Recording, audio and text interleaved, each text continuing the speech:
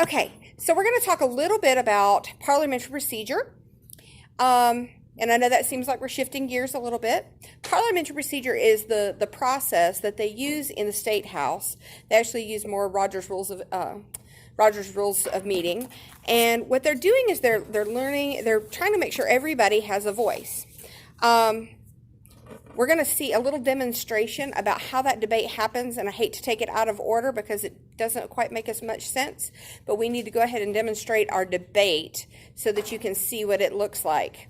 I have some students here, and you notice they have these little pink signs. We lovingly refer to those as placards. And they have a bill that they're going to discuss. And what we're going to do is I'm going to pretend to be the chair, which is the presiding officer of a chamber, and we're going to call this a House bill. So we're in the House of Representatives, so I want you to kind of close your eyes and kind of feel this. We're in the House of Representatives, I'm the presiding officer, and one of our legislators, matter of fact, it's, and our delegate, would you like to raise your placard and there you go. This is Delegate Picard, and she is going to tell you a little bit about her bill. Now, this isn't one that she actually wrote. This is one that our students agreed on yesterday, that they thought would not be terribly controversial, or it's not anything that people are going to get whipped up about, but it's to give you an idea about how the process works. So I'm going to have Miss Alyssa come and tell you all about it, and I'm going to have you use this podium, okay? The chair calls Delegate Picard.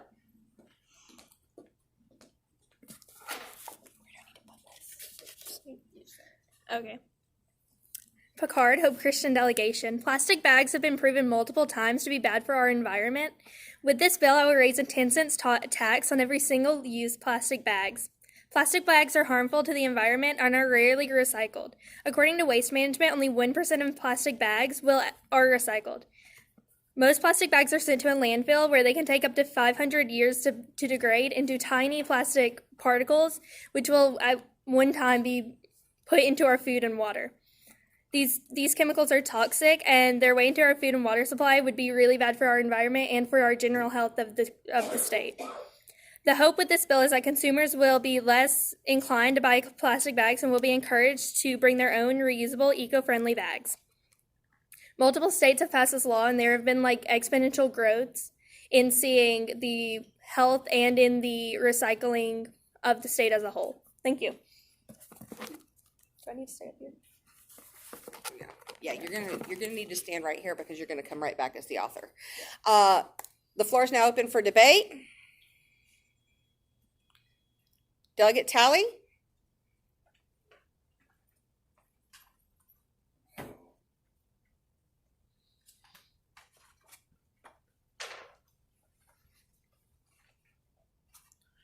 Delegate Talley, Hope Christian Academy. May I address my remarks to the chamber? You may. So, while I agree with the environmental impact of this bill, how plastic bags are bad for the environment, this tax would actually be detrimental to the lower income families of Alabama, which Alabama actually has the second largest rate of low income in the country. It would be detrimental to them because low-income families generally do not shop in small quantities, such as just occasionally buying a gallon of milk or something like that. They do all of their shopping in one day, payday. So this tax would actually hurt them as they would be losing more money in a smaller amount of time. I yield the remainder of my time to the chair. As is your right. The floor is again open for debate. Representative Cunningham.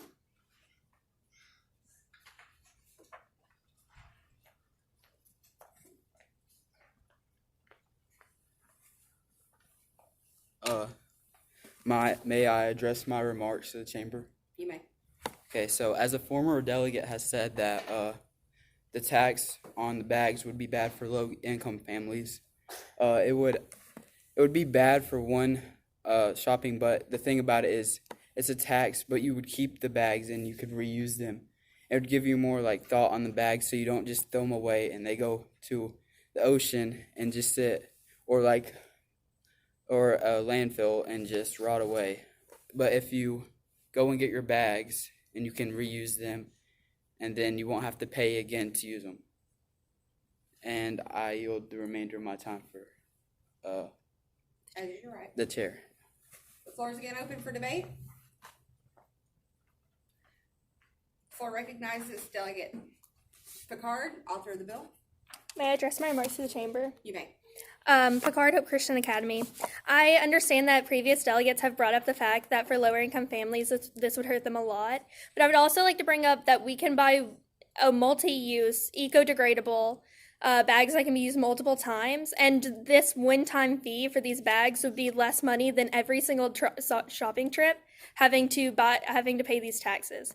So buying these biodegradable bags that can be reused multiple times up until they, at this point, break would be better for lower income families than just wasting our environment. I yield the remainder of my time.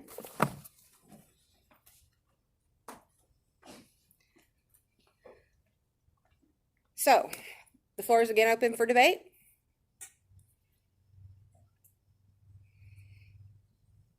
Do we have a motion for a vote?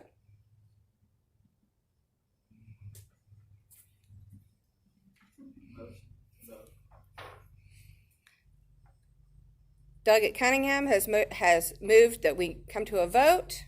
Do we have closing remarks from the bill author? We do. Picard, Hope Christian Delegation. I guess at this point, plastic bags, I'm going to reiterate, are harmful for our environment, and using biodegradable multi-use bags would be better than just wasting our environment. And this 10 cents tax would actually not be a lot most of the time. Thank you. We have a motion on the floor. Do we have a second?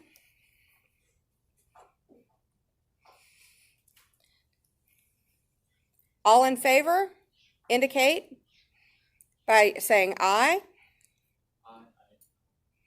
All opposed indicate by saying nay. The ayes have it. Motion carried. So, what you've just seen is a very small little snippet of what you would see on the floor of the House or the Senate in the House or the Senate in the state of Alabama. Now, when they said Hope Christian Delegation, instead of Hope Christian Delegation, if they were real representatives, they would have said they were from District so-and-so. I'm Jane Doe from District 17, because we want people to understand where you're coming from. Because if you understand the legislative process, there are 140 members of the legislature of the state of Alabama, 105 members in the House of Representatives, and 35 senators. So they're from all over the state, and to try to recognize them all by, face or just by name could be difficult. And that's why we talk about where they're from.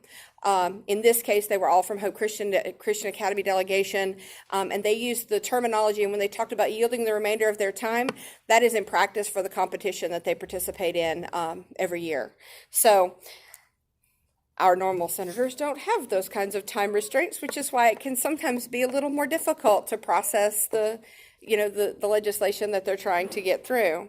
The legislature is kind of an interesting process, and if someone would pass out these to everyone.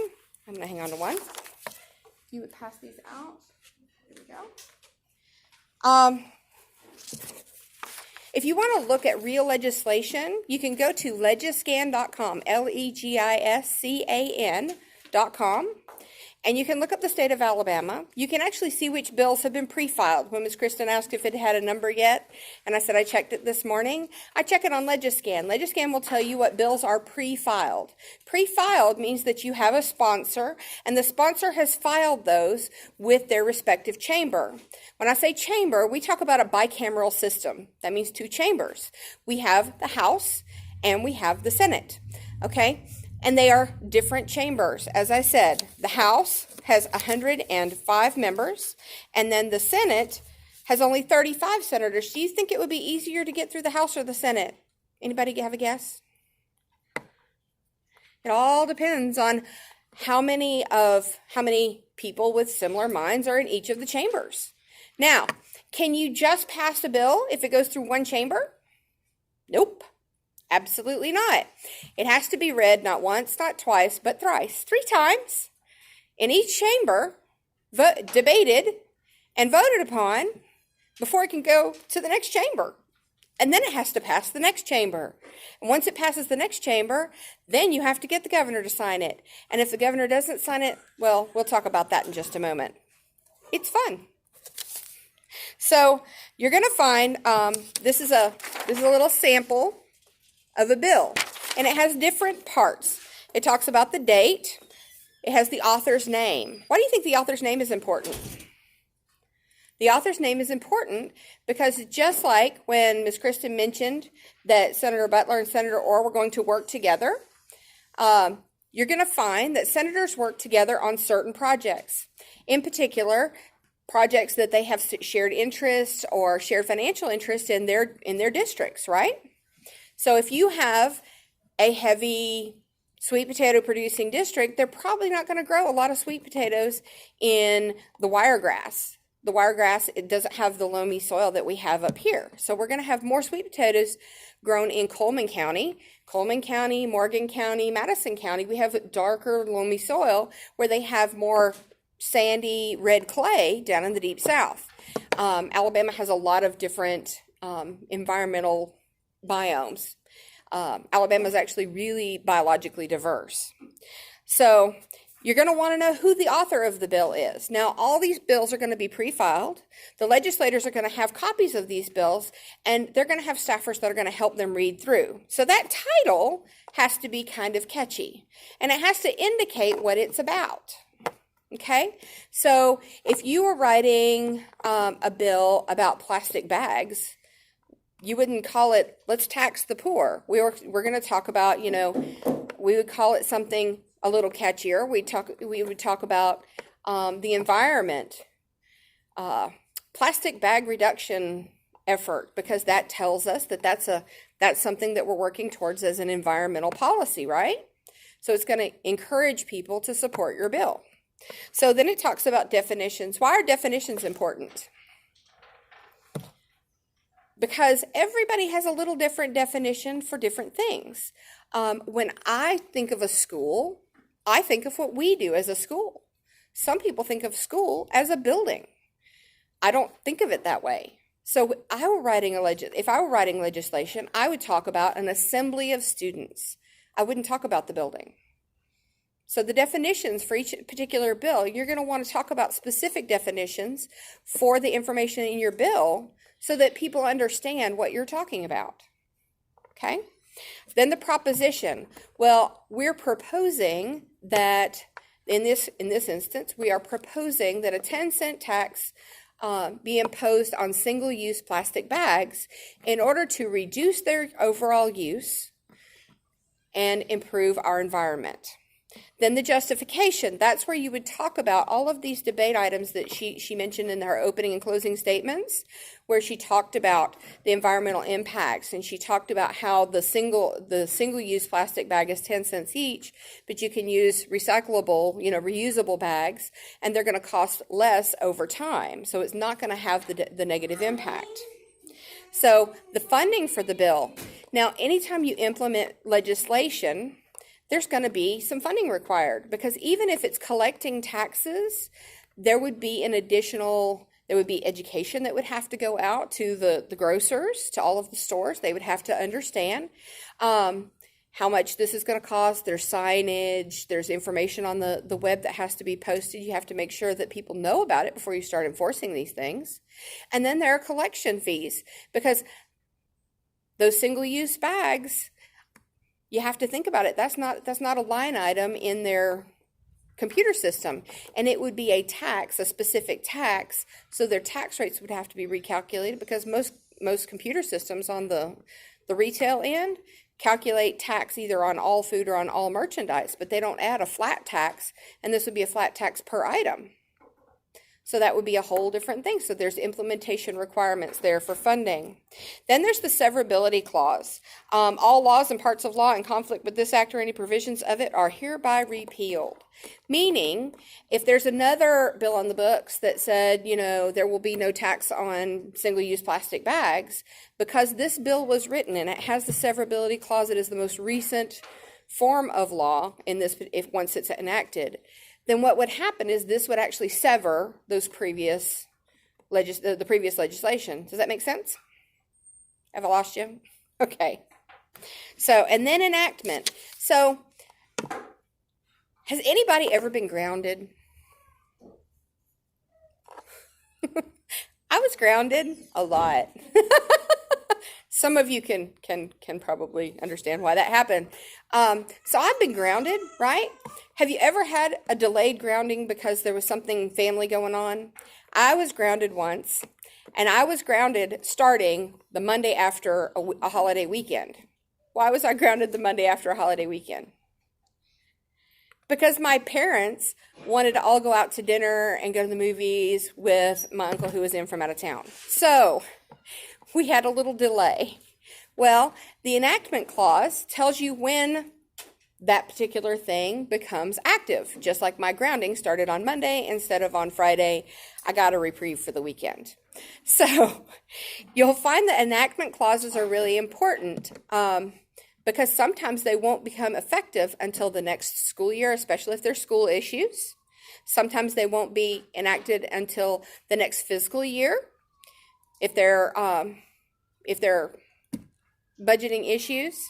So you don't want to shift gears right in the middle of your budgeting year, right? So it'll start at the next fiscal year. So anybody have any questions about the parts of the bill?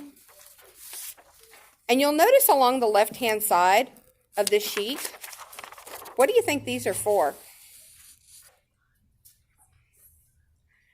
When legislators are discussing things in debate, if they're asking the author of the bill, sometimes a specific word will appear, plastic bag. So you may want a definition of a single-use plastic bag. Is a single-use plastic bag the sleeve that goes on the outside of a comic book? Is it just the grocery bag that you get at Walmart?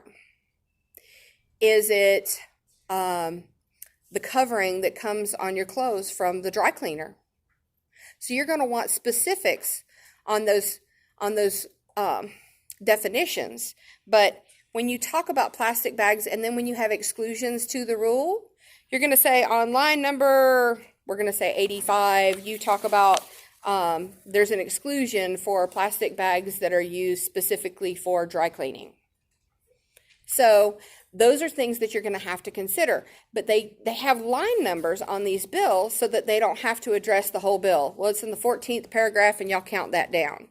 You can specifically say, go to line number whatever, and can you explain what you meant by this particular component in your bill? Does that make sense? Okay, and that's why they're numbered. And it's an easy way to identify things legally. So, now, on the back of this, we have some legislative tips. There is an old saying, dress for the job you want, not the one you have. And that goes for anything. When you're trying to talk to your legislators, don't show up in a t-shirt, a pair of shorts, and sneakers. Come in and look like you belong in an office. Really, if you make an appointment to speak with your legislators, take that extra step. Will you stand up for me, Tristan? Come here. Step over here. Does he look like business? Do you think they're going to take him more seriously like this? Or in his sweatpants and a t-shirt and his sneakers? They're going to take him much more seriously. An adult will take him much more seriously. Now, he's not an adult. Okay?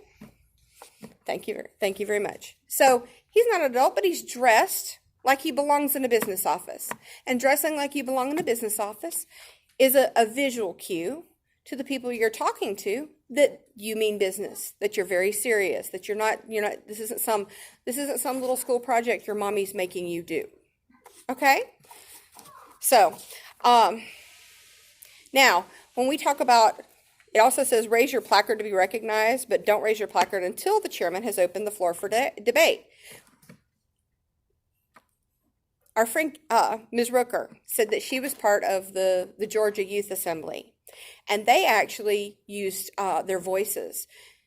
You had to wave and say, me, me. You actually had to speak in their chambers. That's how it's done in some chambers, but not in Alabama. You're supposed to raise your placard. You're supposed to say, and that's your indication that you want to speak.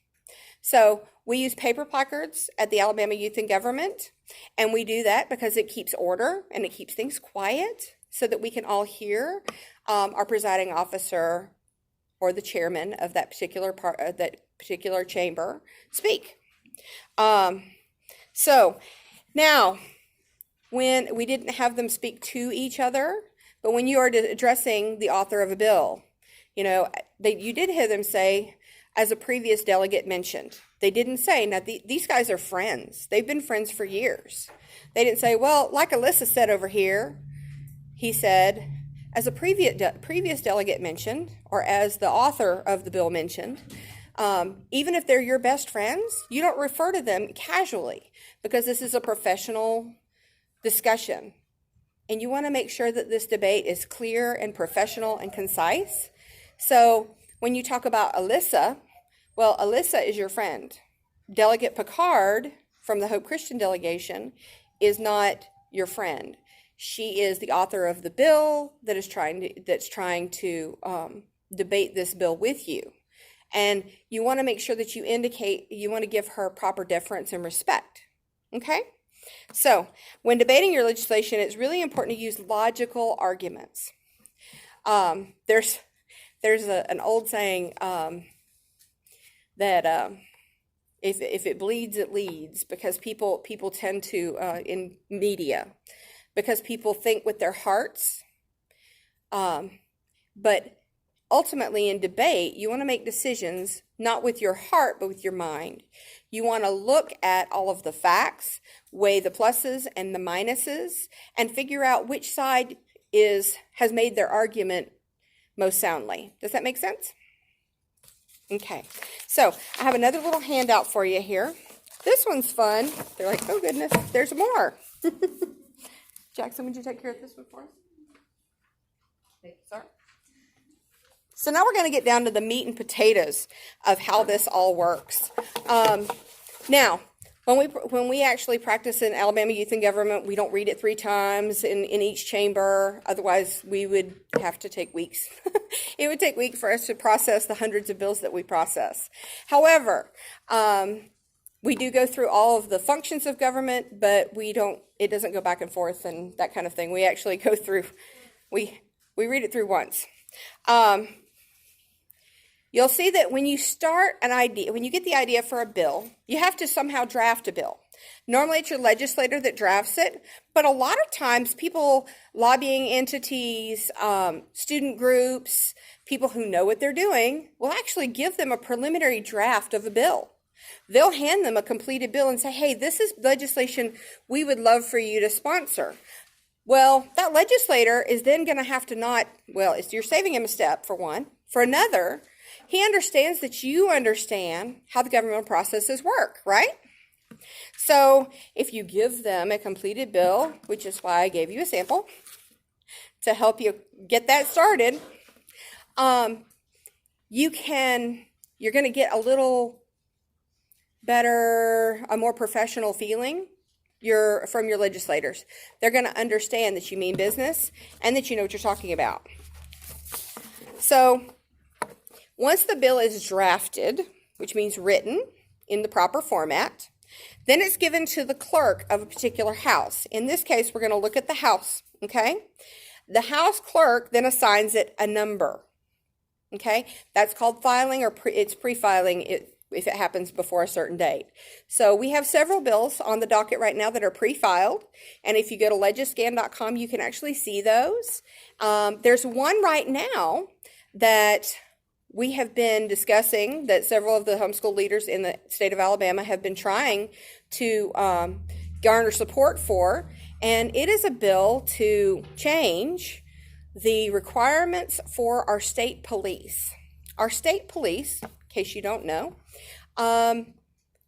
there's not an easy way for home educated children, church school, or private tutor, or those who are in private schools, day schools that are unaccredited, to enter the state police.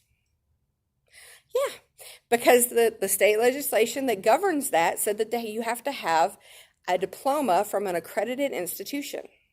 And most church schools are not accredited because accreditation requires that all the teachers have to have a certain certification level. How many of us are certified teachers in here? Okay, we've got 2 out of 2, 4, 6, 8, 9. We've got 2 out of 9 that are certified teachers. And are all your CEUs up to date and all that kind of jazz? You're just ready to go? Then you don't qualify either. So you're good to go. So we've got 1 out of 9 in the room, okay, who actually has all their accompanying CEUs. They're up to date. So only one of you could sign up with an accredited school and educate at home. So are we doing a good job? The colleges think we are. Standardized testing believes that we are. But the accredited teacher thinks we are. Rock on. Okay. But the reality is, there's a line in state legislation that said that they have to have a diploma from an accredited school. How many of you are aware that there are public schools that have lost their accreditation? There are actually several in the state. So even if you go to public school, you can't necessarily join the state police. So you have to have a diploma from an accredited school. And that's some legislation that has some grassroots movement. A lot of the church school leaders have been getting together and talking to our legislators and politicking with the help of HSLDA, which is, by the way, not just prepaid legal, it's also a lobbying entity. And they have been lobbying for that particular homeschool freedom. So that's one of those things that we're still working on, and it has actually been pre-filed. We have a number. So y'all be sure and watch it on Legiscan. This will be a fun way to watch. And this is actually part of the impetus for the Alabama Homeschool Capital Day, is we were looking for ways. One, they exist in other states. And we thought, why don't we have one? Because this sounds like a great learning opportunity, right? On April 2nd, by the way, who knows about the April 2nd event, the Alabama Homeschool Capital Day? Hands across. Love it. So excited. Okay. So the Alabama Homeschool Capital Day is a great day for us to rally together and let our legislators know if we show up in mass, they're going to go, oh boy, we've got a whole lot of constituents that are interested in these issues. Maybe we should pay attention. So that's one of the big perks of going to the Alabama Homeschool Capital Day. The other perk is so that we can get together and we can support the legislators. We can encourage them and say, hey, we really appreciate your support. We want to encourage you to keep working towards, benefiting homeschoolers. We really appreciate you and your tireless efforts on behalf of homeschooling freedom for those who are supporting this bill. Because this legislation does affect all of us ultimately. Now, my kid's not going to be a state trooper. He's going to be a metallurgical engineer. That's his path. Okay? But he has a lot of friends who are interested in law enforcement. I have several students who have over the years expressed interest in law enforcement. Matter of fact, I've got one right now in my speech and debate team. I don't want to see their opportunities hindered simply because public school wasn't a good fit for their family. So, okay, soapbox over.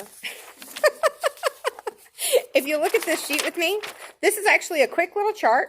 And if you look at the bottom, it says alyig.org. That's where you're going to find out more about the Alabama Youth and Government Program. Yes, I borrowed a sheet too, because this little flow chart, did I give you one, Mr. Pan? Oh, we'll have to fix that. You bet. Oh, sorry. So, this is a quick little flow chart, and it actually tells you kind of how things go together. Now, if you look, I want you to do you have your pencils? Y'all get your pencils out. So it says, bill is drafted and, in the introduction, it's given to the clerk and assigned a number. Now, I want you to circle first reading. This is the first time it's read. Okay, we're going to circle the first reading. And it's assigned to a committee. There are a lot of committees in the state of Alabama. We have 60 standing committees. That is a lot. 60 standing committees in the two chambers. So that's a lot. We need to think about, so this committee, just like Ms. Rooker was talking about, that they have these, they called them, gracious, my brain just went crazy. They have these little these little groups in, what did they call them? They didn't call them committees, they called them, who took notes? Anyway, they have committees at the city, but they called them something else, and my brain cannot bring it up right now. But she's like, I'm totally looking it up. So they go to committee, and a committee is a group of people who know a lot about, hopefully, their committee business. So if you are on, we're going to say the education committee, we're going to assume that you know a lot about education law. You're going to know more about it because the Code of Alabama is huge, and to try to know every aspect would be a daunting task. So these committees know a little bit more about each one of their specific topics. It's kind of like a doctor. You can go to a general practitioner, and he's going to know a lot about a lot of things. Or you can go to a specialist, and that specialist is going to know a lot more about that one thing. Okay, your specialist still has general knowledge, just like your legislators, but your specialist is going to have much more knowledge about a specific area, right? Okay, so if I had, I don't know, a cold, I'd go to a general practitioner. If I had some strange, bizarre endocrine problem, I would go to an endocrinologist. Maybe I had Graves' disease or something. Then I would go to an endocrinologist because that's their specialty and they know more about it than your general practitioner.